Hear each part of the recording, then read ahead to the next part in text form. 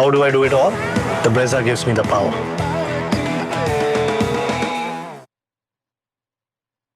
We have seen 4 different batters cross 30, none of whom crossed 40.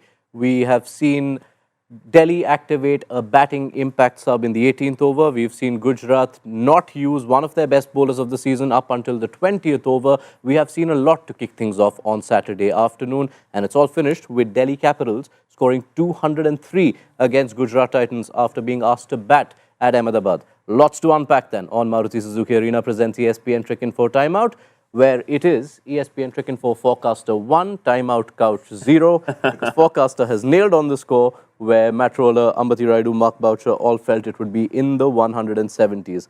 Mark, so much to dissect from those 20 overs. Where do you want to start us off? I think, first of all, the batting.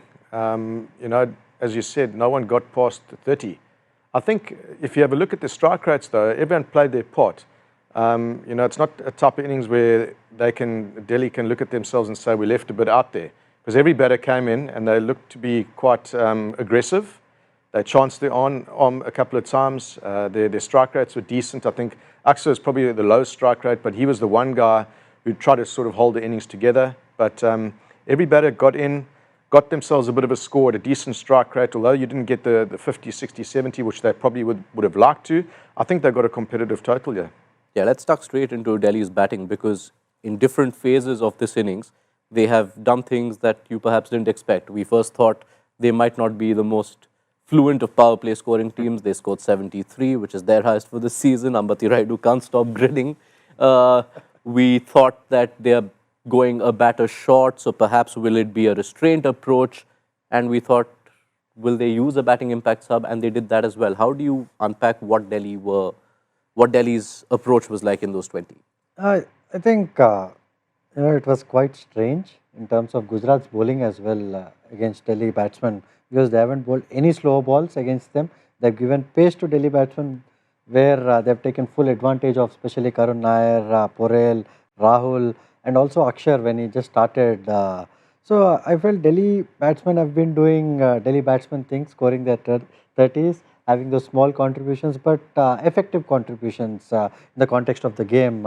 And that's all you need as a batting unit. But they would definitely like someone to go on to get that big score. KL Rahul is someone who can do that, but today was quite unlucky, because that was one good ball to face as a batsman. Probably the only ball he's pitched up the whole IPL. It was a Jaffa. Yeah. Some ball that. So I think it's a good batting effort, and that's a competitive score on the board. As contrasting a batting approach as we come to expect from their opponents. Gujarat Titans like their top 3 spending a lot of time. Delhi with this, what do you make of that sort of approach? Are you in favor of that approach where you just pack every batter to go and do their thing, and the cameos can take you to 200? Yeah, look, I think you just got to be adaptable on the day. I still think they would have liked for someone to have gone on KL Rahul. He got to 28, and you would like for him to have kicked on a bit, because that probably would have stretched them for another 15, 20 runs. But yeah, every guy came to the crease and he batted with great intensity. So every scoring opportunity, I think that they took a couple of risks along the way as well, where you probably thought that maybe even Stubbs at certain stage, where I think it was Rashid's over, where he tried to go hard at him. I mean, there were still 7 overs to bat there, where other batters might have said, okay, let me take it a bit deeper. They took the risk. Yes, it was a drop catch, but then Aksa him for 6. So they took their calculated risks along the way, which I think they're going to reap the rewards for later on in the game. As I said, the 30s, always look at the strike rates. Was there someone who batted and got 30 runs or 30 balls? No, there wasn't. So you can almost put 2 of those scores together and say, okay, there's a 30 here, there's a 30 here. You add those to 60, and the strike rate is 170, which is ideal, what you want from one individual, except today it was done by 2.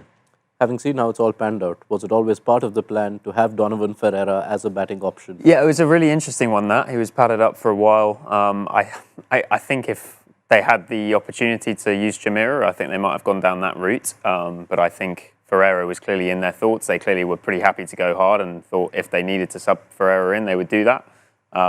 It obviously didn't quite come off with them getting 1 off 3 and smacking one straight to extra cover on the edge of the ring. But if in some way liberated their top order to go as hard as they did, then it's ended up working.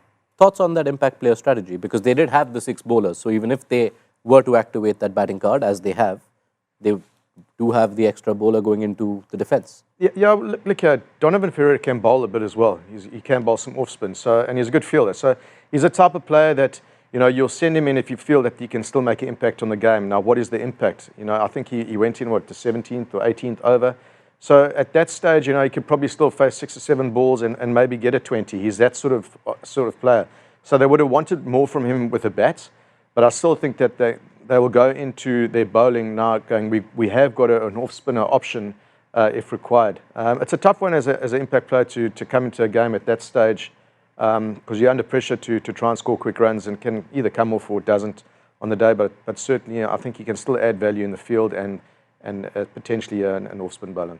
All right, let's tuck into all those 30s, string of 30s as we mentioned for Delhi. And I want to start right from the end, Rayudu, because Ashutosh Sharma, such a great start to the season, won that game against Lucknow on his own. A few quiet games after that.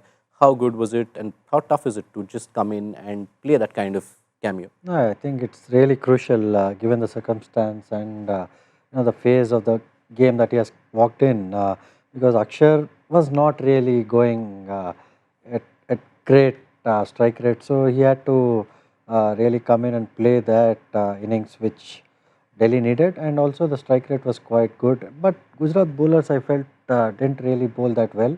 They should have taken the pace off quite a lot, which they didn't. We have seen one ball from Prasidh to Akshar where he really, struggled to play one slower ball, and then he pitched right up, full and wide. So I think the planning was not that great. So I felt it's a little bit of Gujarat's unforced errors as well in this game. Yeah, lots about Gujarat's bowling plans worth spending some time on as well. But just before that, Mark, the 39 of 32 from Aksar, how do you view that in the context of everything we're discussing about Delhi and their plans? Was it almost necessitated by that possible lack of depth and wanting to ensure we don't crumble? Yeah, I think so. I do think he played that role. They probably were always 1 or 2 wickets behind the 8 ball. They were losing too many wickets in between. What it did do, it allowed the other batters to just carry on playing that sort of freedom that they were playing with, taking the odd risk here and there, which they were quite unpredictable with regards to the way that they went about things today. With Akshar holding up one end and playing his way, it allowed the other guys to come in and play the way that they did, which ultimately, I don't think the GT bowlers sort of adapted to on the day. Anything else that stands out from a batting perspective? Yeah, just really impressed with Ashutosh, really. I thought particularly that little dinked uppercut over the keeper off Prasidh was, very impressive, given, as you said, he's not faced that many balls in the tournament to come in and have a high impact. Very impressive. And pretty rare for a team to score 200 plus in the IPL when no one reaches 40. Let's focus on Gujarat Titans now. 2 standout bowlers in their campaign so far. One of them is now top of the wicket charts, Prasidh Krishna. We will come to him, but I want to start with Sai Kishore. What did we make of him not bowling almost all through the innings? I think it was quite strange. Given the conditions, it was an afternoon game where you would expect the ball to grip a little bit, especially with the new ball when the seam is hard and slightly elevated. I think he should have bowled at least 1 over in the power play and definitely through the middle. He's been their best spinner so far. He's been bowling better than Rashid in this competition. So it doesn't make sense to me that he hasn't bowled in this game. Spooked? Just the last over. Yeah, of course. Spooked by matchups? And was it justified? Spooked by matchups and perhaps what's happened before. I think the last time we saw him bowl and get put under the pump a bit was to Puran. But is it fair? It's one thing bowling to a Nicholas Puran, who's in the batting form of his life, hailed by many as the best batter right now. Akshar Patel is not Nicholas Puran. 100%. And that's why I think we're all scratching our heads going, why didn't we want to give him a go? Especially when 3 of your top line seamers are all going at more than 10 runs and over. I think Sharma was the only one who really bowled well tonight and kept it under 7. So yes, very interesting that he only bowled 1 over. I think he probably bowled at the last over because he got his calculations wrong a bit. But he's still a clever bowler. Even if he's bowling to a matchup like Aksa, he's still got the mindset that I can bowl it outside of his eye line. I still think he might have created opportunity there. So, yes, your best spinner in the competition at the moment in your team, he only bowled 1 over. In a day game, yes, it is very strange not to have given him an opportunity or better opportunity. And Matt will offer us more about why it is particularly intriguing to believe in this matchup card. Well, so yeah, I was having a look at the numbers just to try and understand it, not necessarily saying it's the right or the wrong thing to do, but I was surprised actually Axar does have a really good record against left-arm orthodox in the last 5 years in IPL. I think he's striking 215. And Kishore clearly has struggled a bit, as you can see at the bottom there, economy 11 in the IPL, 2 left-handers. I suppose the possible problem that I can see there emerging, Mark, you might have a take on this, having been there and coached, is there a risk that it becomes sort of self-perpetuating in that if you're constantly saying to this guy, we don't trust you to bowl to left-handers, the next time he does come up against left-handers, he's going to have that in the back of his mind and thinking, I'm going to get hit here. Yeah, one of the biggest things as a spinner is having the knowledge of your captain backing you in situations. And there's certain times where, unfortunately, you're going to have to bowl against a left-hander. And you get put under pressure. But the one thing as a captain you can do is you go to him and say, listen, I know it's a matchup that you don't enjoy and that you perhaps haven't enjoyed, but you're actually bowling really well at the moment. You're picking up wickets. So just bowl your best ball to him. You're clever enough to be able to bowl balls and deliveries that is going to make it tough for him to hit.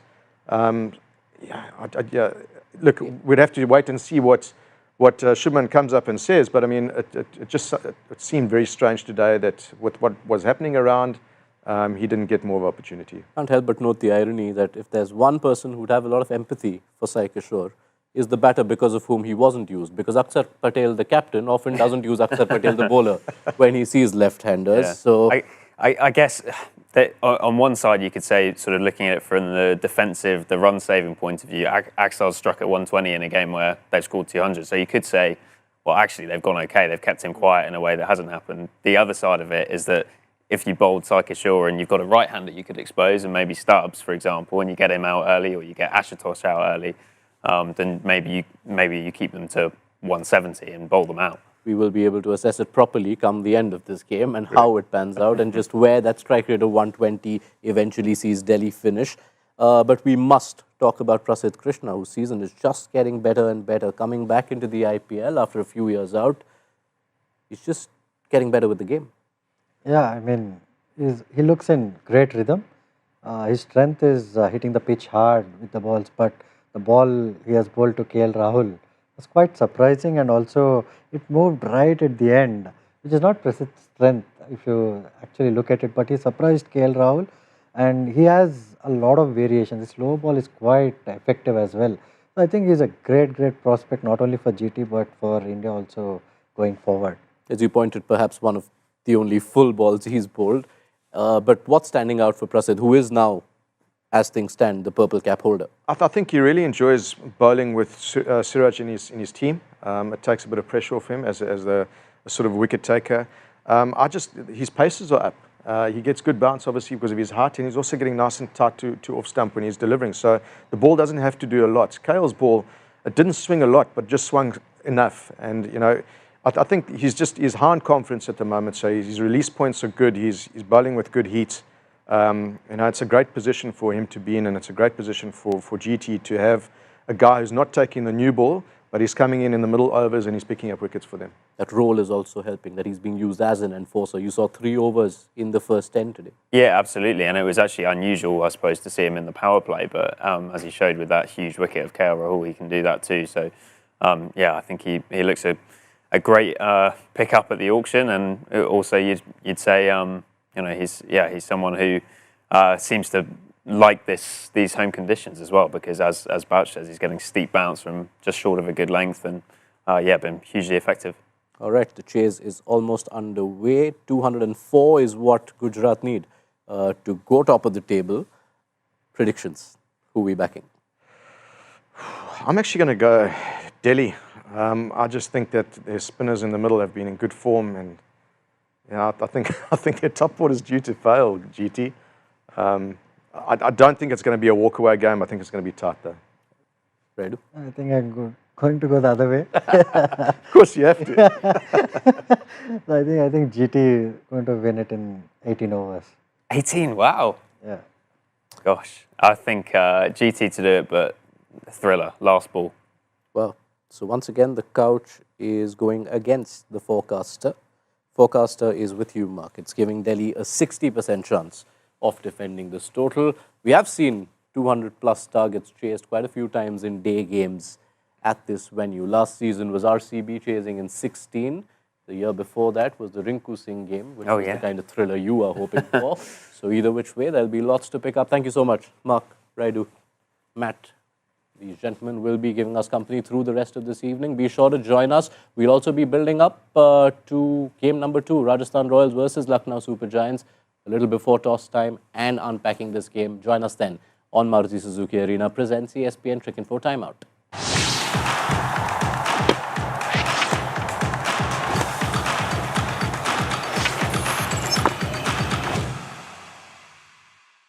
How do I do it all?